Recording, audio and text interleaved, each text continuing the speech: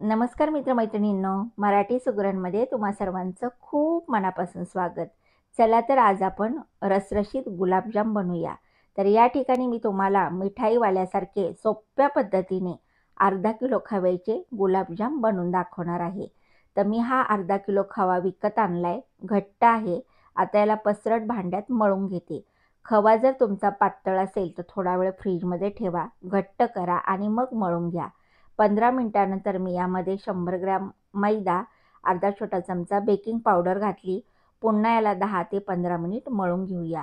हे मिश्रण जेवढं तुम्ही मळून घ्याल तेवढं हे मऊसूत बनतं. खव्यातल्या सर्व गुठळ्या आपल्याला फोडून घ्यायच्या आणि छान मऊसूत मळायचं, म्हणजे गुलाबजाम जाळीदार आणि रसरशीत बनतात. आता अर्धा तास झाले, मी याला चांगलं मळून घेतलं. मळायला असं पसरट भांडं घ्यायचं, म्हणजे व्यवस्थित जोर देऊन मळता येतं.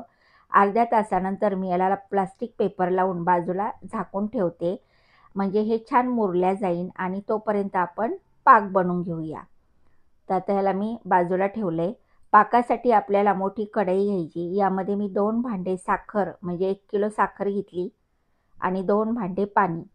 तर गोड पाक बनवायचा, म्हणजे गुलाबजाम खायला चवदार लागतात. 4 ते 5 यामध्ये आपण वेलची घालूया, म्हणजे पाकाला छान चव येते. आणि कढई गॅसवर ठेवूया. तर एक 10 ते 15 मिनिटात पाक तयार होईल. गुलाबजामसाठी आपल्याला चिकट मधासारखा पाक बनवायचा. 1 तारी 2 तारी खूपच घट्ट पाक बनवायचा नाही आहे. तर पाक असा चिकट झाला आहे, म्हणजे अर्धा तार सुटेल असा. गॅस बंद केला आहे.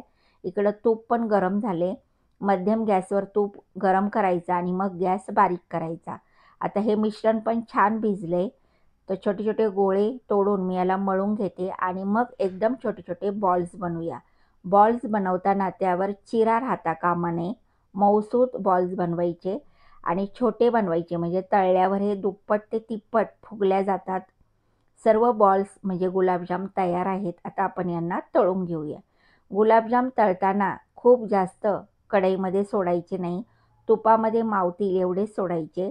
हलक्या हाताने यांना वर खाली करायचं आणि एकदम सावकाश बारीक गॅसवर सोनेरी रंगापर्यंत तळून घ्यायचे. तर गुलाबजाम तळताना एवढी काळजी घ्या, म्हणजे छान तळल्या जातात.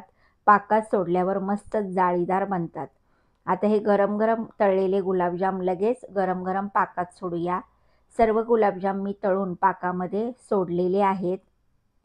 अर्ध्या तासानंतर पहा, मस्त गुलाबजाम तयार झालेत. पाक पण यांनी चांगला शोषून घेतलेला आहे. तर चला आता खाऊन पण पाहूया. रेसिपी आवडली तर लाईक करा, शेअर करा, मराठी सुगरणला सबस्क्राईब करा आणि इन्स्टावर सुद्धा मराठी सुगरणला फॉलो करा. धन्यवाद.